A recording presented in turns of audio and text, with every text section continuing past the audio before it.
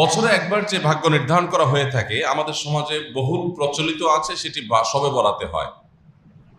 কিন্তু এই ধারণাটি খুব বেশি অথেন্টিক না, খুব বেশি গ্রহণযোগ্য না।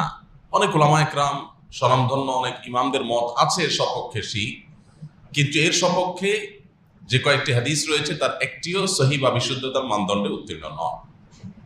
বরং এর বিপরীতে লাইলাতুল কদরে সারা বছরের ভাগ্য নির্ধারণ হওয়ার বিষয়টি কোরআনের আলোকে দ্বারা একেবারে স্পষ্ট।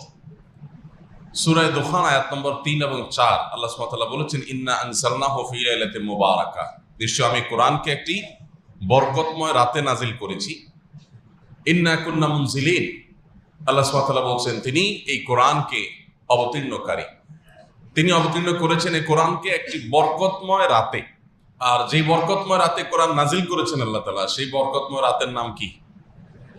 লাইলাতুল কদর।